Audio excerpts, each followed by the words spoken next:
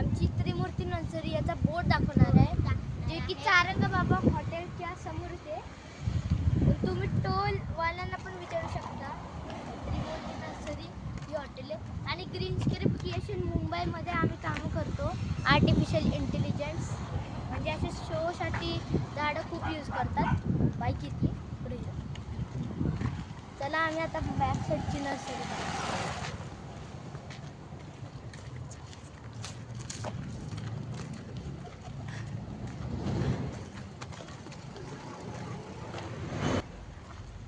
काय आम्हाला रस्त्यामध्ये आमचा भाऊ म्हणाला खूपच हाईट आहे, पण हा कितवीत आहे रे तू?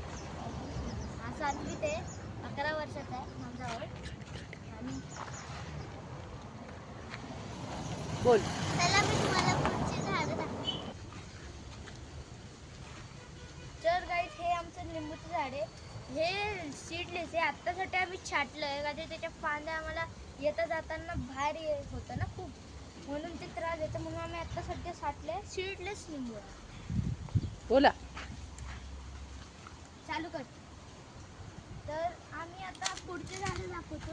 हे आमचे शोपीसचे झाड आहे, जे की खूप यूज होतात आणि हे भरून होते, पण जास्त यूज झाल्यामुळे आम्ही कमी झालेत. वाकडा पकडणार. आणि मग इथं आमची शेत होतं. पहिलं पेरू होता, नंतर छाटले पेरू आणि मग पेरूच्या नंतर इथं नर्सरी बनवली. ते आमचे सफरचंदाचे झाडं, नारळाचं झाड, इथं गवती त्याचे हे आहेत, ते काय म्हणतात आउट ऑफ कंट्रीचे आहेत. आणि इथं पुढं आम्ही कुंड्या ठेवल्यात, जे की यूज होतात जास्त तर. म्हणजे हे नारळाचं झाड, हे नारळाचं झाड मोडलं आहे का तरी काही दिवसा अगोदर इथं 2 दिवस लाईट नव्हती.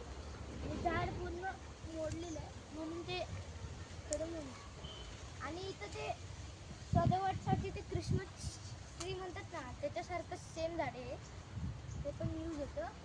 नाही मम्मा थांब. तर आम्ही आजच्या व्हिडिओमध्ये इथं सेंड करतो, पण आम्ही सांगायला राहिलं की या शेतामध्ये सफरचंद नारळ असं